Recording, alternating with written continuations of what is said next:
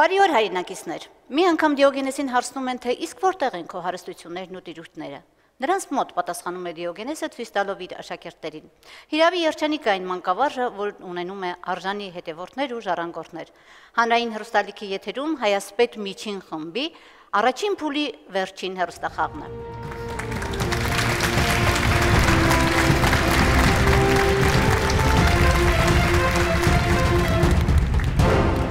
Հաղորդաշարին աջակցում է Հայաստանի Հանրապետության Պաշտպանության նախարարությունը, պաշտոնական գործընկերն է Կրթության և գիտության նախարարությունը։ Իսկ հետևորդների և ժառանգորդների թվով Հայասպետն անասելի հարուստ է, հենց որոնցից 3 խմբին էլ այսօր մենք ներկայացնում ենք։ Կոտայքի մարզի Քասաղ գյուղի Ռոբերտ Գևորգյանի անվան համար 1 դպրոցի սաներին։ Լոռու մարզից Սպիտակի տարածաշրջանի Լեռնանց գյուղի դպրոցի սաներին և Մայրաքաղաքից համար 174 դպրոցի սաներին։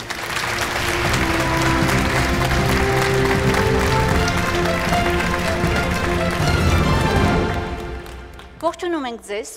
մաղթում ենք բարձր տրամադրություն, հաղթանակի անասելի մեծ ձգտում և սկսում ենք խաղը։ Կարմիր թիմ։ Մենք ընտրում ենք գիմ տառը։ Գիմ տառը, խնդրեմ։ Գիմ տառի թեման արվեստի աշխարհումն է։ Հայտնի է, որ ռենտգենյան ճառագայթների միջոցով արվեստաբանները պարզում են կտավի ստեղծման բոլոր մանրամասները։ Ինչու են այդ ճառագայթներն անզոր Լեոնարդո դա Վինչիի նկարներն ուսումնասիրելիս։ Լեոնարդոյի նկարների դեպքում հետազոտության ինչ ձև են կիրառում։ Լեոնարդո դա Վինչին նկարում էր քրեագետական ձևով Պատրաստ եք, խնդրեմ։ Հարցին կպատասխանի Ստեփան Սահակյանը։ Ստեփան։ Ինչպես գիտենք, նկարները ուսումնասիրելիս օգտագործում են ռենտգենյան ճառագայթներ, բայց Լեոնարդո դա Վինչիի դեպքում այդ ճառագայթները անզոր են, քանի որ Լեոնարդոյի կտավները նա իր կտավները նկարում էր ձեռքի մատներով եւ շատ բարակ էր շերտը ներկի, այդ պատճառով ռենտգենյան ճառագայթները չեն կարողանում ֆիքսել շերտը։ Իսկ նրա կտավների դեպքում օգտագործում են քրեագիտական մեթոդներ, քանի որ կտավների վրա միշտ երևում են Լեոնարդոյի մատնահետքերը։ Վերջ, լսենք մեր պատասխանը։ Դա Վինչին ներկի այնքան բարակ շերտ է թողել կտավի վրա, որ ճառագայթները ճեղքում անցնում են այն, առանց ժապավենի վրա հետք թողնելու։ Սա հիմք է տվել ենթադրելու, որ Լեոնարդոն ներկերի պատրաստման գաղտնիք ուներ, որը մինչ օրս չի բացահայտվել։ Նրա նկարների դեպքում կիրառվում է մատնահետքերի քննություն, որովհետև պարզվել է, որ նա ներկերը կտավին էր քսում ոչ միայն վրձնի, այլև մատների միջոցով։ Խնդրեմ, Ինեսա։ Ողջունում եմ Կարմիր թիմին և կարծում եմ, որ հարցին տրվեց պատասխան, պատասխանը գնահատում եմ 4 միավոր։ Այո, առաջին 4 միավորն ենք վաստակում, շնորհավորում ենք սկիզբի համար հաջող և անցնում ենք Կապույտ թիմին։ Լեռնանցքի թիմը ողջունում է բոլորին։ Ես ուզում եմ մեր դպրոցի աշակերտներից մեկի Վահան Օհանյանի աշխատանքը նվիրել Հայասպետի ստեղծագործական խմբին։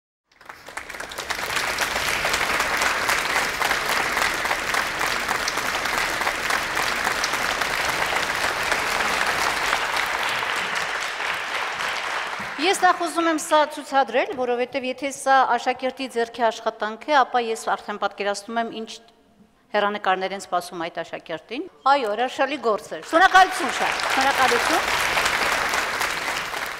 Շարունակում ենք խաղը եւ ընտրում ենք տառը։ Մենք ընտրում ենք այբ տառը։ Այբ տառը, խնդրեմ։ Հնագույն Հայաստան։ Լսում ենք հարցը։ Սարդուրի երկրորդ արքայի օրոք Վանի թագավորության սահմանները մինչև ուր էին հասնում։ Նա կառավարման համակարգում ինչ փոփոխություն մտցրեց։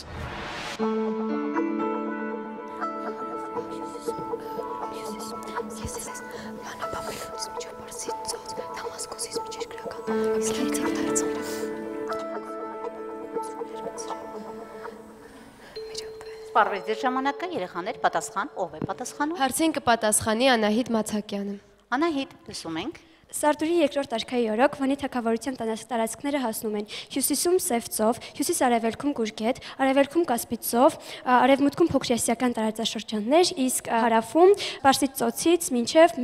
միջերկրական ծով։ Եվ երկրորդ հարցին ենք պատասխանում։ Նա կառավարման համակարգում ինչ փոփոխություն մտցրեց։ Նա պետական համակարգը փոխեց, այսինքն անցում կատարեց դեպի գերկենտրոնացված տերության։ Լավ, այսքանը։ Լսենք մեր պատասխանը։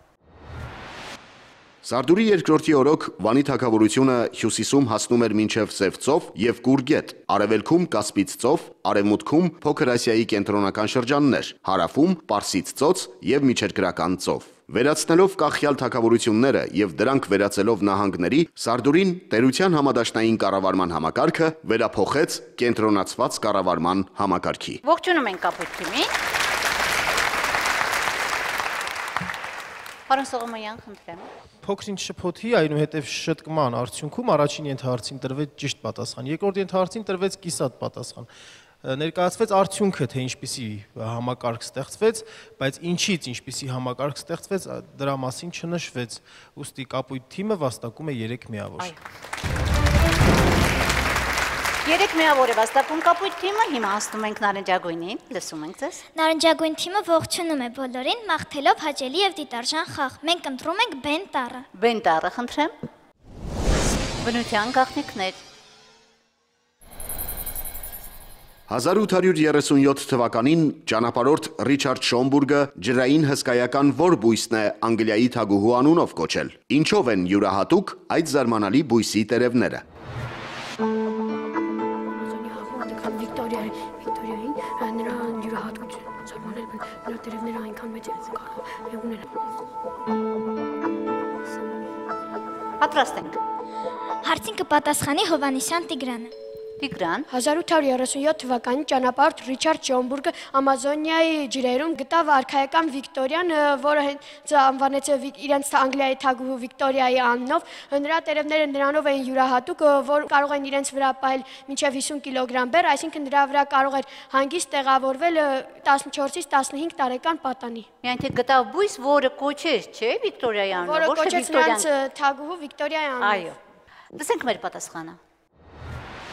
Անգլիայի թագուհու անունով են կոչել արքայական կամ ամազոնյան Վիկտորիան։ Այդ բույսի հսկայական տաշտականման տերևներն ունեն ջլերի ուժեղ ցանց և օդով լցված հյուսվածքներ, որոնց շնորհիվ ոչ միայն մնում են ջրի երեսին, այլ նաև կարող են տանել մինչև 50 կիլոգրամ ծանրություն։ Ողջունում եք նարնջագույն թիմին։ Տիկին Կարապետյան, խնդրեմ։ Նարնջագույն թիմը ճիշտ պատասխանեց հարցին և նրան կարելի է գնահատել 4 միավոր։ 4 միավոր է վաստակում նարնջագույն թիմը, անցնում ենք երկրորդ պտույտին Կարմիր թիմ։ Մենք ընտրում ենք Զա տառը։ Զա տառը, խնդրեմ։ Հայտնի հայեր։ Խորհրդային Հայաստանում ով է եղել ջութակաշինության հիմնադիրը։ Նա ում աջակցությամբ է Երևանում գործունեություն ծավալել։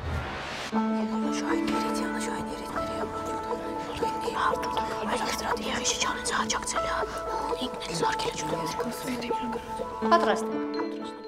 Հարցին կպատասխանի Մկրտչյան Տիգրանը։ Տիգրան։ Տիգրաններ շատ ունենք այսօր, պարզվում է։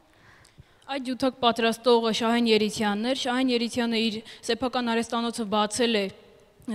Եղիշե Չարենցի օգնությամբ։ Եղիշե Չարենցը նրան շատ է աջակցել։ Այսքանը։ Լսենք մեր պատասխանը։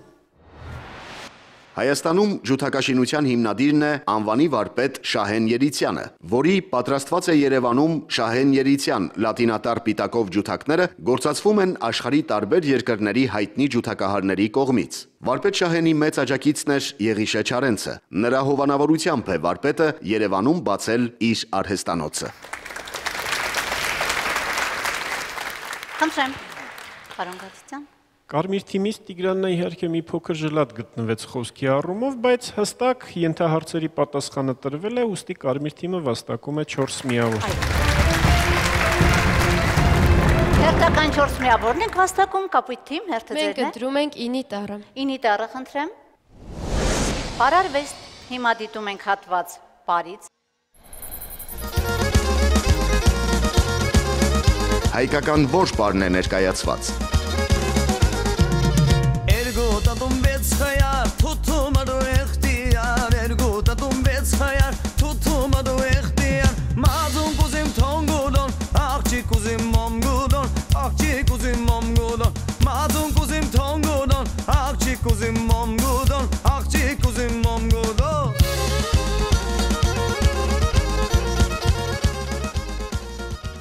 խնդրեմ, եւ որ բարից հատված մենք դիտեցինք։ Հարցին կպատասխանի Բադալյան Ալիսան։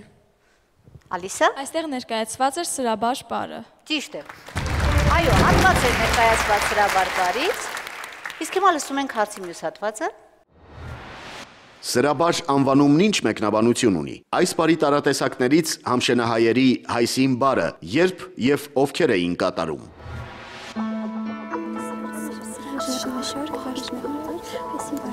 Բարում են հարսանիքների ժամանակ, երբ հարսանիքի հարցում, երբ ովքեր են բարում անժույգների եղերներ չեն բարում, պոլի խմաշ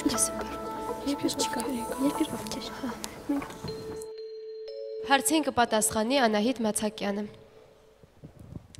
Սրաբաշ կազմված է սրա եւ բար արմատներից։ Սրա նշանակում է շարք, իսկ բար համշենահայերի լեզվով, հետեւաբար սրաբար նշանակում է շարքով բար։ Այս բարին համարժեք է նաեւ հայսին բարը։ Հարսանիքի վերջում էին կատարում, հարսը այստեղ գլուխը բաց էր ներկայանում, ինչպես նաեւ բարում էին խառը, սակայն ամուրիներին եւ այրիներին արգելված էր բարել։ Եվ բարում էին ոչ միայն հարսանիքի վերջում, այլև հարսին հայրական տնից հանելու ժամանակ։ Սա նշանակում էր, որ հարսի կյանքում մի շրջան ավարտվել է եւ նոր շրջան է սկսվում։ Լավ, լսենք մեր պատասխանը։ Սրա նշանակում է շարք, բար, այսինքն շարքով բար։ Համշենահայերի հայսին բարը, հարսի բարը կատարվում է երկու անգամ։ Հարսի տնից դուրս գալու ժամանակ որպես հրաժեշտի բար եւ հարսանիքի վերջում։ Բարին մասնակցել են բոլոր զույգերը, իսկ այրիներին ու ամուրիներին արգելվել է մասնակցել։ Ողջունում ենք կապույտ թիմին։ Ինեսա, խնդրեմ։ Կապույտ թիմը ճիշտ ճանաչեց պարը, ներկայացրեց ուրեմն պարի նշանակությունը, խորհուրդը եւ բնականաբար վաստակեց 4 միավոր։ Ասում ենք նարնջագույն թիմին։ Մենք ընտրում ենք եջ տառը։ Եջ տառը, խնդրեմ։ Ճամփորդություն հին աշխարհում։ Ալեքսանդր Մակեդոնացին հետապնդելով Պարսից Դարեհ արքային գտնում է նրան սպանված ու սայլի մեջ դրված վիճակում։ Նա ինչպես է վարվում Դարեհի աճյունի եւ նրան սպանողի հետ։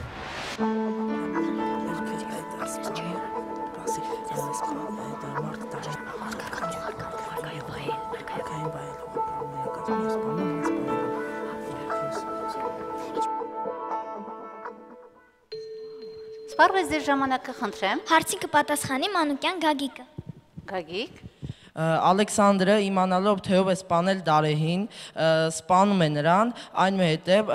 Դարեհի համար իրականացնում է արքայական հողարկավորություն։ Իսկ ինչու է սպանում սպանողին։ Քանի որ Ալեքսանդրը չէր ընդունում, որ մերձավորները կարող են սպանել ուրիշին, Ալեքսանդրը աչքեր ընկնում իր արդարությամբ ու իմաստությամբ։ Այսինքն դավաճանություն չէր անդուրժում։ Ոչ։ Ահա։ Լսենք մեր պատասխանը։ Ալեքսանդրը հանում է իր արքայական թիկնոցն ու ծածկում Դարեհի մարմինը, ապա արքայավայել զարդարելով նրա դին ուղարկում է արքայամորը։ Այնուհետև Բեսին, որը Դարեհին սպանելու համար ակնկալում էր արքայական պարգևներ, իր արքային դավաճանելու եւ մահվան պատճառը դառնալու համար դաժանորեն պատժում է, որպես խրատ բոլոր դավաճաններին։ Ողջույն։ Պարոն Սողոմոնյան, խնդրեմ։ Գագիկը իհարկե նարնջագույն թիմից պատասխան տվեց, բայց սա շատ հակիրճ պատասխան էր եւ ինչպես է վարվում Դարեհի աճյունի հետ եւ մանավանդ ինչպես է վարվում նրան սպանողի հետ, այդ ինչպեսը միայն չի կարելի պատասխանել այնպես, թե ինչ է անում, այլ պետք է ավելի բովանդակալից պատասխան տալ, մեկնաբանել այդ պատասխանը։ Թեև պատասխանը տրվեց, բայց սա լիարժեք պատասխան ես չեմ կարող համարել, մանավանդ որ կրկնակի հարցումից հետո փորձեց մեկնաբանել, ուստի որոշ բաց թողումների համար նարնջագույն թիմը վաստակում է 3 միավոր։ Այո, եթե հիշում եք, Գարեգին Նժդեհն է ասել, անգամ պարտված թշնամուտ հետ վերաբերվիր ինչպես ասպետ։ Մակեդոնացու այս քայլը հենց այս խոսքերի վկայումն է եւ ընդհանրապես ես կարծում եմ Ալեքսանդր Մակեդոնացուց շատ սովորելու բան կա։ Լինել այդքան հզոր եւ լինել այդքան արդարամիտ, թերևս պատմության մեծագույն դասերից մեկն է։ 3 միավոր է վաստակում նարնջագույն թիմը։ Իսկ հիմա ավարտվեց առաջին փուլը եւ առաջին փուլի արդյունքներն են։ Կարմիր թիմը Քասախը վաստակում է 8 միավոր։ Կապույտը Լեռնանց գյուղի դպրոցի թիմը վաստակում է 7 միավոր եւ Երևանի 174 դպրոցի թիմը վաստակում է էլի 7 միավոր։ Պայքարը հավասար է, համարյա հավասար է ընթանում, կեցեք երեխաներ, բավականին բարձր միավորներ ունեք, ոգևորվում ենք սրանից եւ ընթանում առաջ։ Իսկ առջևում դպրոցական փուլն է։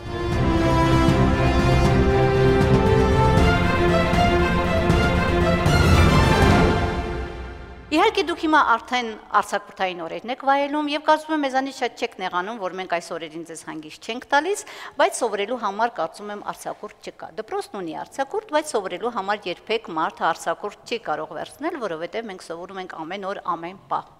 Եվ հիմա դպրոցական փուլ, հիմա դուք պետք է ցույց տաք, թե ձեր տարիների անցածը մոռացել եք, հիշում եք եւ որքան եք լավ հիշում։ Լավ, կարմիր թիմ պատրաստ ենք։ Հիմա մենք բացում ենք տառը, խնդրեմ, եւ որոշում թե ով է պատասխանելու։ Մենք ընտրում ենք կենտառը։ Կենտառը, խնդրեմ։ Գրականությունն է կենտառի թեման։ Եվ ով է պատասխանում։ Գրականության վերաբերյալ հարցերին կպատասխանի Սահակյան Գրետան։ Գրետա, համեցեք։ Գրետա, գրականություն շատ եք սիրում։ Այո։ Իսկ վերջին ձեր կարդացած գրքի անունը մեզ ներկայացնեք։ Կարդացել եմ Գուրգեն Մահարու ինքնակենսագրական գրքերը, ու շատ հետաքրքիր գրքեր են ու խորհուրդ եմ տալիս բոլորին կարդալ։ Շատ լավ։ Սկսենք խաղը։ Սկսենք։ Եվ այսպես բացում ենք հարցերը։ Առաջին հարց։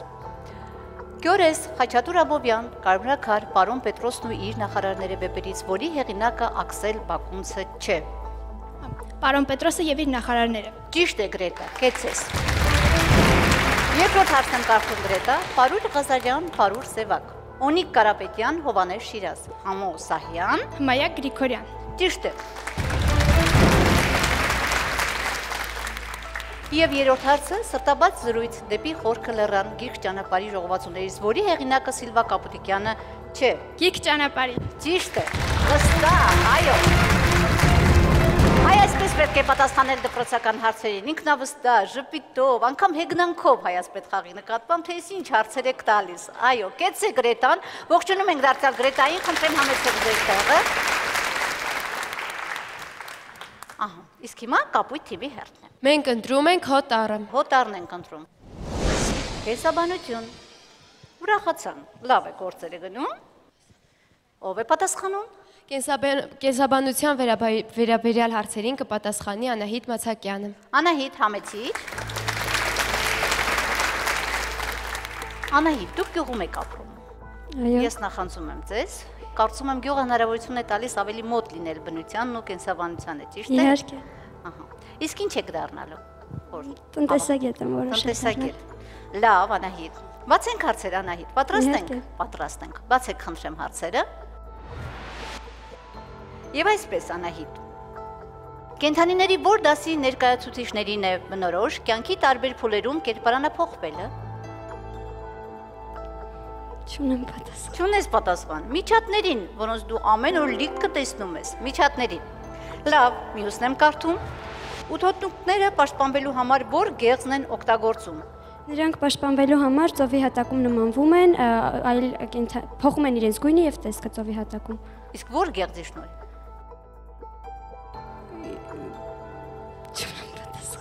Չունես պատասխան։ Թանաքագեղձը։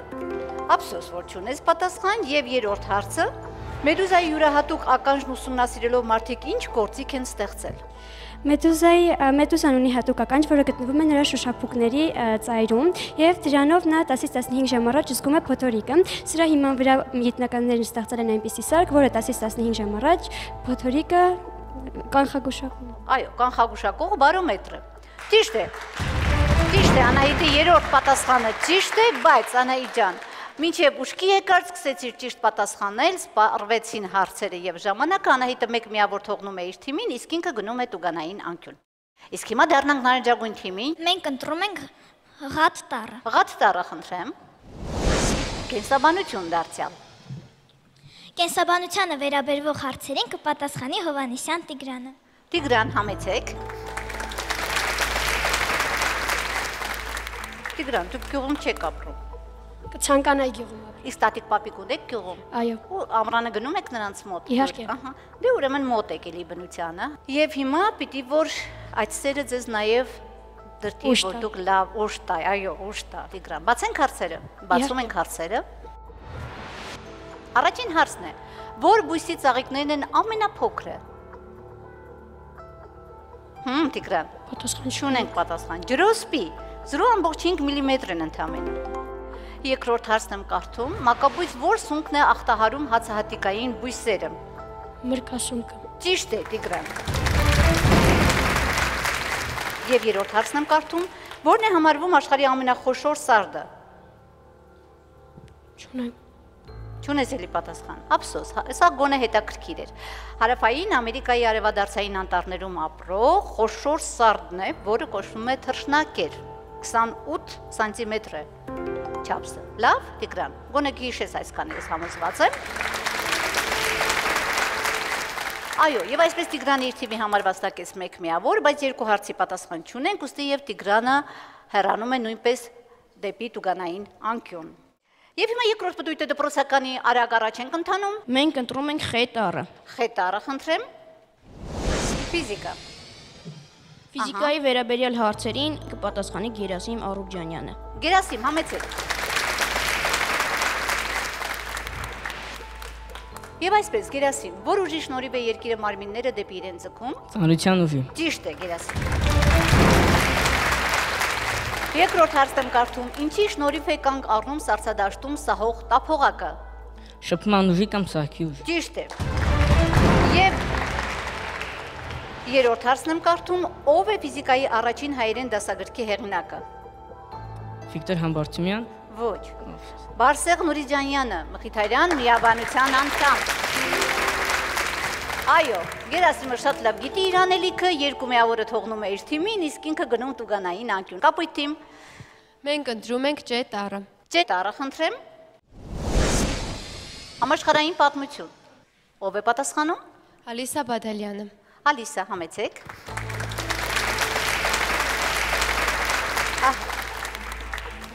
Բացում ենք հարցերը։ Եվ այսպես, Ալիսա, 1453 թվականի մայիսի 29-ը ինչով է նշանավոր թուրքերի համար։ 1453 թվականի մայիսի 29-ը թուրքերի համար նշանավոր է նրանով, որ նրանք գրավեցին Կոստանդնուպոլիս։ Ճիշտ է։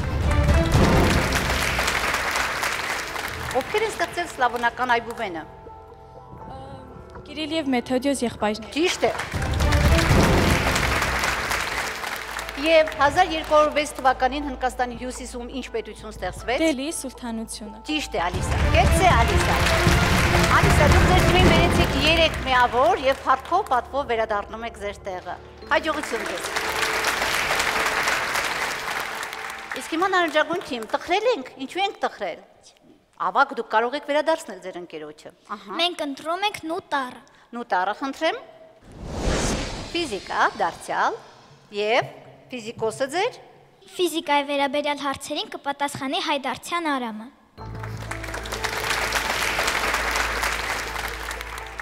Բացում ենք հարցերը Արամի համար։ Եվ այսպես, Արամ, առաջին հարցը. որոշ բարձրությունից ընկնող առարկայի վրա, բացի ծանրության ուժից, ուրիշ ինչ ուժ է ազդում։ Գրավիտացիոն ուժ։ Ոչ, օդի դիմադրության ուժը։ Լավ, երկրորդ հարցն եմ կարդում։ Լույսը դատարկ տարածության մեջ 1 վայրկյանում որքան ճանապարհ է անցնում։ 300,000 կիլոմետր վայրկյան արագություն։ Ճիշտ է։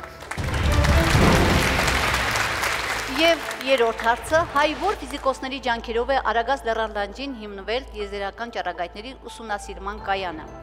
Հիմնադրվել է Արտեմ եւ Աբրահամ Ալիխանյանների ջանքերով։ Այո, Ալիխանյան եղբայրների ջանքերով։ Ճիշտ է։ Եվ այսպես Արամը իր ընկերներին տվեց իր 2 միավորը եւ ինքը լուր հնազանդ հեռացավ տուգանային անկյուն։ Ավարտեցինք մենք դպրոցական փուլը։ Կարմիր թիմը 13 միավոր է հավաքել, կապույտ թիմը 11 միավոր եւ նարնջագույն թիմը 10 միավոր։ Ամեն ինչ դեռ առջևում է, մենք շարունակում ենք խաղը եւ հիմա մեր ավակներին հրավիրում բեմ։ Համեցեք հարգելի ավակներ։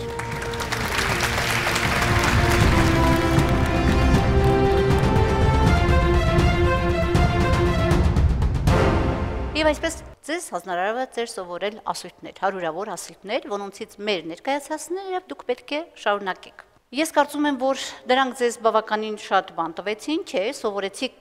կյանքի փիլիսոփայություն, իմաստնություն, որոնք ուրիշներն էին ձեռք բերել, բայց ձեզ կարող են պետք գալ կյանքում շատ ու շատ։ Կարեն, Ընդհանրապես որևէ թիմ կամ զորք կամ երկիր ղեկավարելու համար բավականին շատ իմաստություն է պետք, ճիշտ է։ Իհարկե։ Ես կարծում եմ դու կսկսես այս իմաստուն խոսքերի իմացությունից։ Հա, Կարեն, հետագայում դրանք քեզ պետք կգան։ Առաջին հարցը Կարենին։ Շարունակեք Ֆրիտյոֆ Նանսենի ասույթը։ Մարդը ձգտում է դեպի գիտելիքները ու հենց որ նրա մեջ մարում է գիտելիքների ծարավը, նա դադարում է մարդ լինելուց։ Ճիշտ է։ Ապրի Կարեն։ Անուշ, հերթը ձերն է։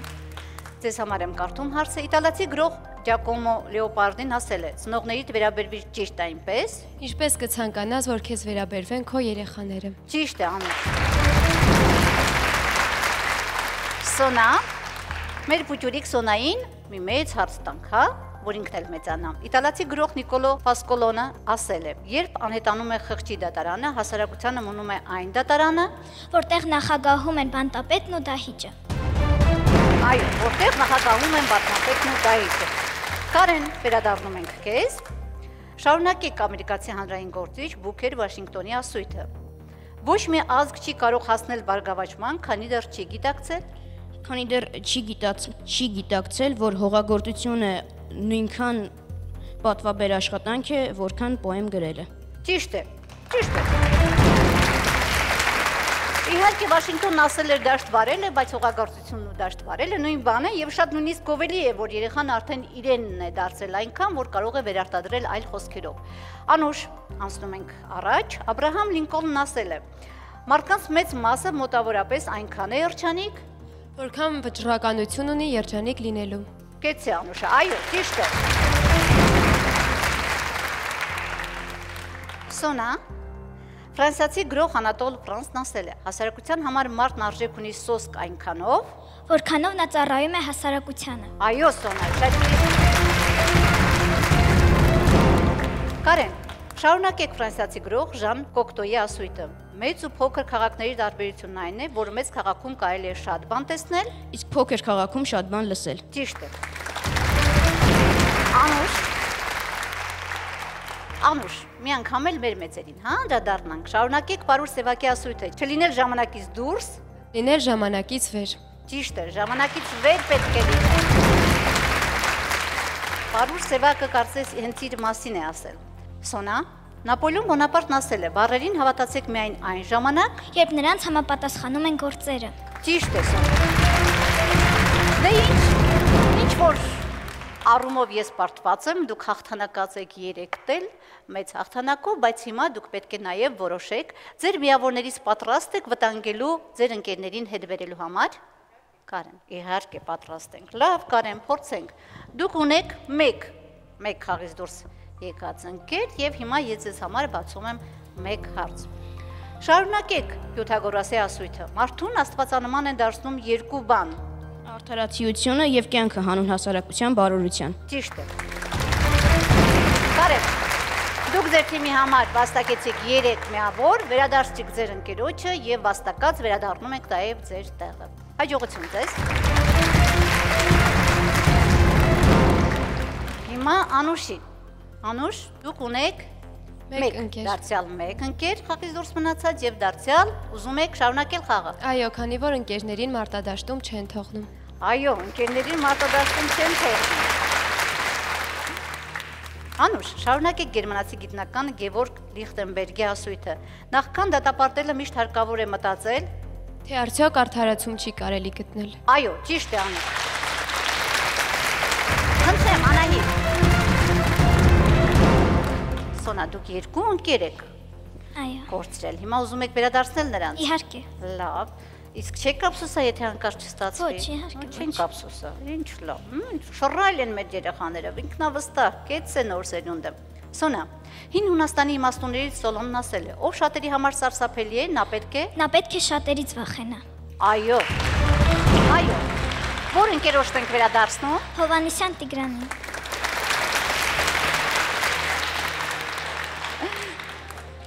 Ապրես, ասում է Տիգրանը, 2 թագավոր ես ազատելու, դու պատկերացնում ես։ Տիգրան, Արամ, լավ, Սոնա, շարունակում ենք։ Ֆրանսիացի գիտնական Բլեզ Պասկալն ասել է. «Լավագույն գրքերը համարվում են նրանք, որոնց ընթերցողը կարծում էր, թե ինքն էլ կարող էր դրանք գրել»։ Ճիշտ է, Սոնա։ Կեցե, Սոնա։ Սոնա, իսկ դու երբևէ փորձել ես գիրք գրել։ Այո։ Ես այդպես էլ հասկացա։ Շնորհակալություն Սոնա, դուք նույնպես 3 միավորով եւ 2 ընկերով վերադառնում եք ձեր տեղը։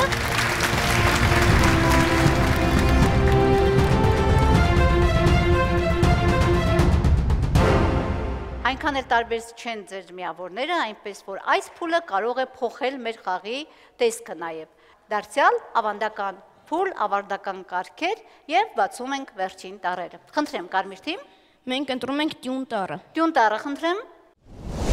Ճամփորդություն հին աշխարհում։ Լսում ենք հարցը։ Ալեքսանդր Մակեդոնացու ամենամեծ ուսուցիչն ով է եղել։ Ալեքսանդրն ինչ է ասել իր այդ ուսուցչի եւ փիլիսոփա Դիոգենեսի մասին։ Արիստոտելը եղել է ուսուցիչ։ Ուսուցչի մասին ասել է Գետոնելին Դիոգենեսը։ Պատրաստ ենք, խնդրեմ։ Հարցին կպատասխանեմ ես Կարեն Աբգարյանս։ Ալեքսանդր Մակեդոնացու ամենամեծ ուսուցիչը եղել է Արիստոտելը։ Ալեքսանդրն ասել է, եթե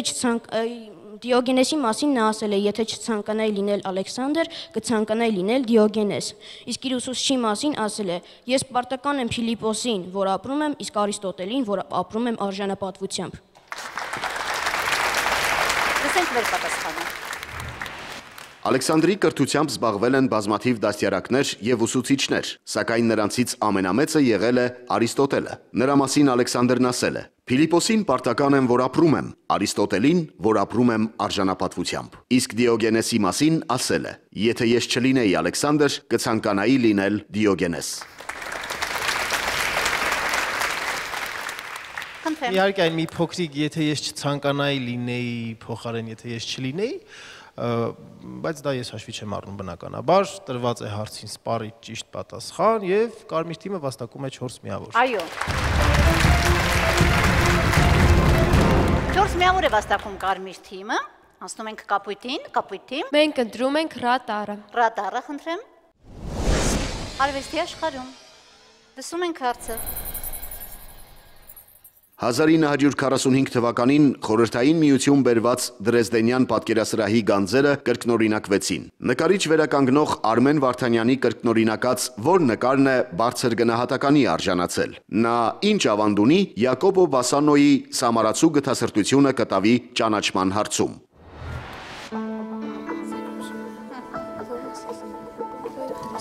Դրեզդենյան մասը ես Յակոբ եմ։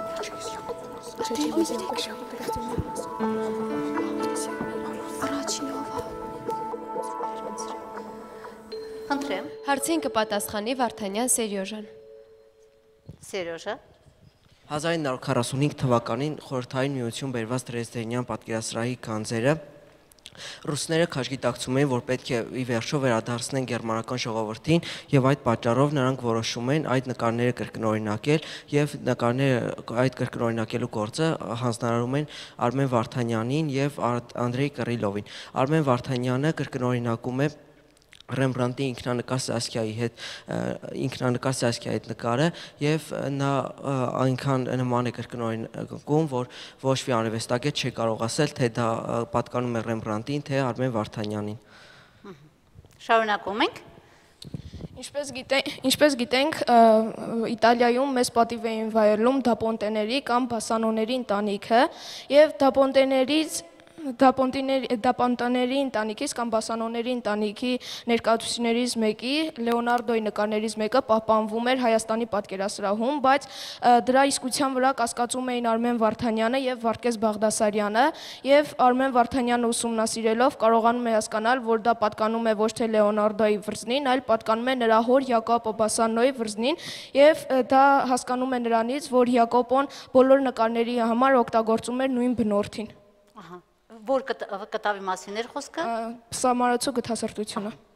Այսքանը։ Այո։ Լավ, լսենք մեր պատասխանը։ Բարձր գնահատականի է արժանացել Ռեմբրանտի ինքնանկար Սասկիայի հետ կտավի կրկնօրինակումը։ Այն նկարելիս Վարդանյանը, ինչպես Ռեմբրանտը, սկզբում կնոջը գլխաշորով է պատկերել, իսկ հետո հանել այն։ Յակոբո Բասանոյի Սամարացու գթասրտությունը կտավը Հայաստանի ազգային պատկերասրահի գանձերից է։ Նկարի իսկությունը պարզվել է Արմեն Վարդանյանի եւ Վարդգես Բաղդասարյանի կողմից նկարի վրայի ավելորդ շերտերը հեռացնելուց հետո։ Ինեսա, խնդրեմ։ Հաշվի չառնելով փոքրիկ սայթակումները պատասխանը ճիշտ էր եւ թիմը վաստակեց 4 միավոր։ 4 միավոր է վաստակում կապույտ թիմը, անցնում ենք նարնջագույնին։ Մենք ընտրում ենք ցոտառը։ Ցոտառը խնդրեմ։ Բնության գաղտնիքներ։ Միջերկրածովյան ավազաններում տարածված կատաղի վարունգն ինչպես է տարածում իր սերմերը։ Մալայական տիևեզիա ծառի տերևներն ինչ յուրահատկություն ունեն։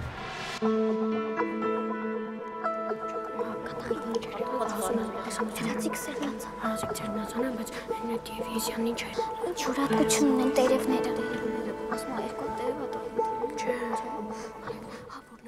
Սպառվեց ձեր ժամանակը։ Խնդրեմ։ Հարցին կպատասխանի Հովանեսյան Տիգրանը։ Տիգրան։ Միջերկրածովյան ավազաններում տարածված կատաղի վարունգ հրաձիգ սերմնացան է, նրա պտուղները հասունանալու ժամանակ կարծրսպայթում են եւ հեղուկի հետ միասին, կպչուն հեղուկի հետ միասին մոտ 2 մետր, մոտ 40 մետր տարածում են նրանց սերմերը, կպչուն հեղուկի հետ միասին, իսկ մալայական տիևեզիա ծառի յուրահատկությունը կայանում է նրանում, որ այդ ծառի վրա չի կարելի գտնել միևնույն իրար նման երկու տերև եւ բոլորը տարբեր նախշեր են ունենում։ Այսքանը։ Լավ, լսենք մեր պատասխանը։ Կատաղի վարունգն իր խոշոր ու ծանր սերմերը տարածում է կրակելով հեղուկացիր ատրճանակի նման եւ այնպիսի անկյան տակ, որ դրանք թռչելիս տերևների չբախվեն։ Մալայական տիևեզիայի տերևներից ոչ մեկի նախշը մյուսին նման չէ։ Անհնար է գտնել երկու տերև, որոնք նման լինեն իրար։ Զարմանահրաշ աշխարհ։ Տիկին Կարապետյան։ Նարնջագույն թիմը առաջի հարցին թերություններով պատասխանեց, որտեղ նա ոչ թե ջուր է ցայտում, այլ ջրցան ատրճանակի նման է ցրում իր սերմերը եւ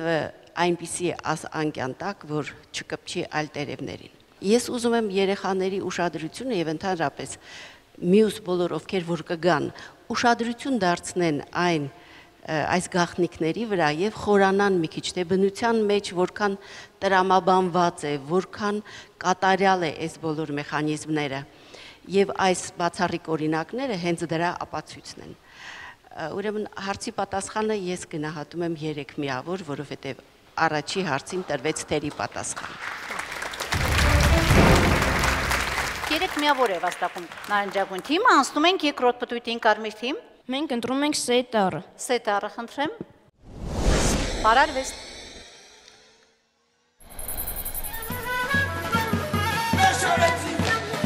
Հայկական որ պարն է ներկայացված։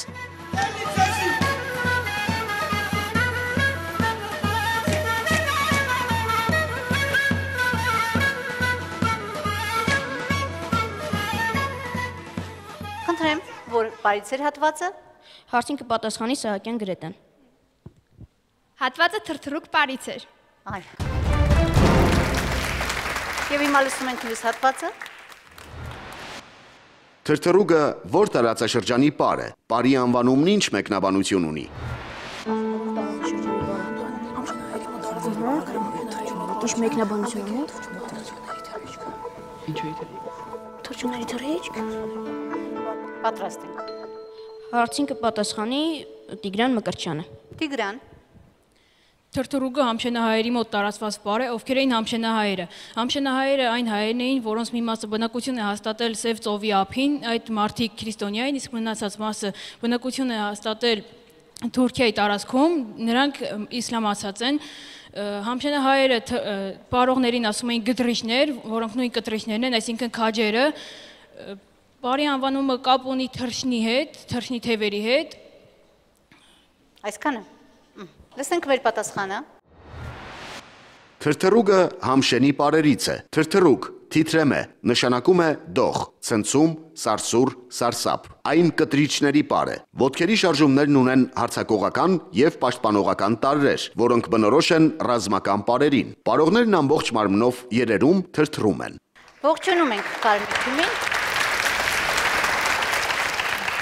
Կարմիր թիմից Գրետան ճիշտ պատասխանեց ուրեմն այն հարցին, թե ինչ պար է ներկայացված, սակայն ցավոք մյուս մասնակիցը չկարողացավ հստակ պատասխանել, փոխարենը ուրեմն համշենահայերի մասին տեղեկություն տվեց, այնուամենայնիվ այն ինչ պահանջվում էր, նրանք լիարժեք չկարողացան մատուցել, ուստի կարծում եմ, որ 2 միավոր պետք է գնահատել։ 2 միավոր է վաստակում կարմիր թիմը եւ անցնում ենք կապույտ թիմին։ Խնդրեմ։ Մենք ընտրում ենք K տառը։ K տառը խնդրեմ։ Հնագույն Հայաստան։ Պատմությանը որտեղից է հայտնի, որ Մենուա արքայի ձին 22 կանգուն ցատկ է կատարել։ Երբ է գերազանցվել այդ ռեկորդը։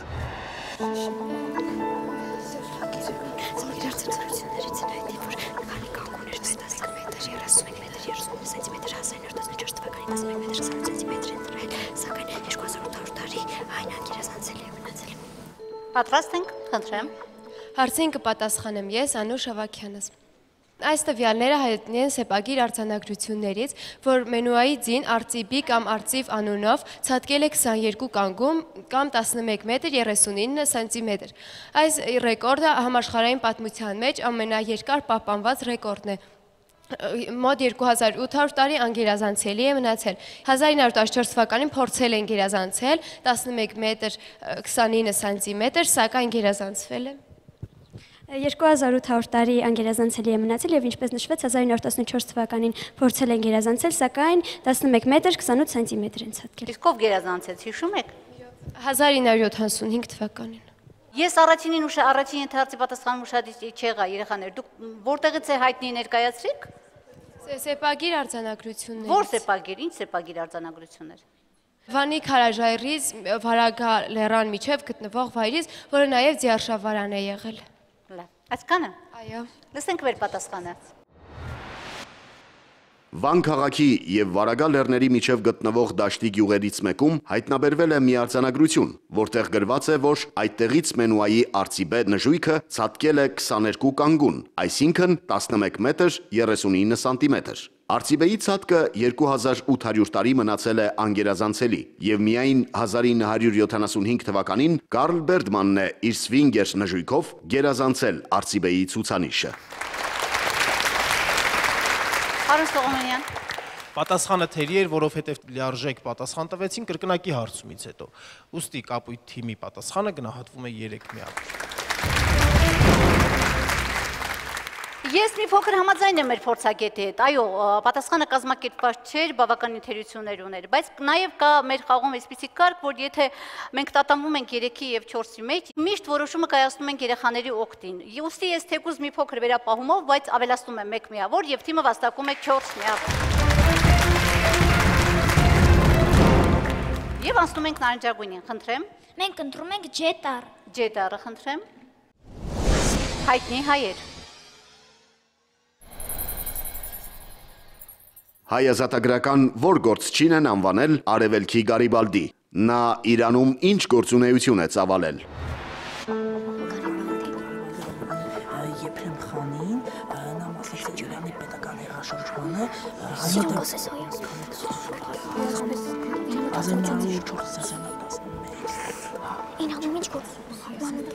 Խնդրեմ պատասխան։ Հարցին կպատասխանի Մանուկյան Գագիկը։ Գագիկ։ Արևելքի Գարիբալդի անվանել են Եփրեմ խանին։ Եփրեմ խանը մասնակցել է Իրանի հեղաշրջմանը 1904-ից 1911 թվականներին, երբ Իրանում տապալում է շահի կառավարությունը, ու հաստատում է ժամանակավոր կառավարություն, Եփրեմ խանը դառնում է ժամանակավոր կառավարության պաշտպանության նախարարը։ 1911 թվականին շահի կողմնակիցների հետ Սպահանի մոտ տեղի ունեցած շակատամարտում Եփրեմ խանը զոհվում է։ Այսքանը։ Լսենք մեր պատասխանը։ Արևելքի Գարիբալդի են անվանել Եփրեմ Դավթյանին։ Նա խանասորի արշավանքից հետո գնացել է Իրան, մասնակցել իրանական հեղափոխությանը։ Նա շուրջ 60 ճակատամարտ է մղել միապետական ուժերի դեմ։ Շահի տապալումից հետո եղել է Իրանի զինված ուժերի հրամանատարը։ Ստացել է Սարդարի կոչում։ Ողջունում ենք նարնջագույն թիմին։ Նարնջագույն թիմից Գագիկը ճիշտ եւ հստակ պատասխաներ, ճիշտ է մեր պատասխանում մի փոքր ավելի ինֆորմացիա կա, սակայն սա միշտ հանդիսատեսի համար է, իրականում նրանք ենթահարցերին հստակ պատասխանել են եւ նարնջագույն թիմը վաստակում է 4 միավոր։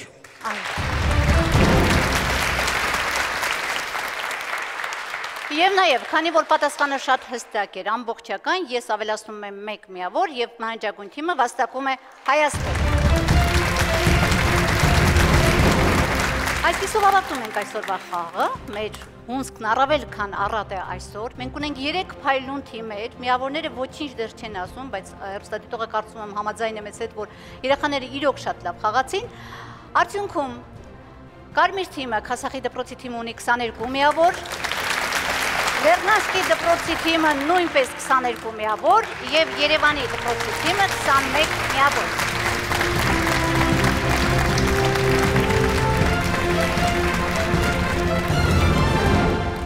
Շնորհակալություն ենք հայտնում նման գեղեցիկ և փայլուն խաղի համար և նժդեհիկներ խնդրեմ մեր 3 թիմերին ձեր նվերները բեմ բարձրացրեք Եվ նաև նշեմ, որ բնականաբար հաղթողները վաստակում են նաև Հայաստանի Հանրապետության Արցախի մեծադիր քարտեզ, որը մեր դպրոցները հայտնում են, որ շատ մեծ նվեր է իրենց համար, գեղեցիկ նվեր է, և նաև մինչ կիսաեզրափակիչ գնալը դուք միասին կմասնակցեք նաև Արշավի Հայաստանի Հանրապետության որևէ գեղատեսիլ վայրում։ Մենք ունենք մեկ հանձնարարական ևս մեր փորձագետներին, հարգելի փորձագետներ, դուք արդեն ընտրել եք, այսօր ով էր մեր լավագույն խաղացողը։ Միավորների բարձր լինելը արդեն ուրախացնող է, ես բոլորի շնորհավորում եմ, դուք շատ լավ խաղ ցուցադրեցիք, մեր ընտրությունը այս դեպքում էլ այսպես հանգիստ չեղավ, մենք մի փոքր քննարկումներ ունեցանք, շատ լավ խաղ ցուցադրեց նարնջագույնի ավագը եւ միավորների առումով, Կարմիր թիմից Գրետան խաղում էր լավ, բայց կարծում եմ այսօրվա ասպետական կեցվածքով եւ լավագույն խաղացողի կոչմանն ավելի շատ արժանի է Կարմիր թիմի ավագը Կարենը եւ նա պիտի վաստակի այդ մրցանակը։ Շնորհավորում ենք Կարենին, իսկ հիմա նաև փակենք մեր հերթական հեռուստախաղը, հիշեցնելով եւ նաև ամբողջ խաղի ընթացքում ապացուցելով, որ մեր բոլոր երեխաների մեջ արևներ են թաքնված։ Իսկ մանկավարժների խնդիրն է բացահայտել այդ արևները։ Հենց այդ գործին է ծառայում Հայասպետ հեռուստախաղը, որպեսզի մեր երկրի, մեր հայրենիքի ապագան դարձնենք ավելի արևաշատ ու լուսավոր։ Այսօր այսքանը, կհանդիպենք ելի մեկ շաբաթ։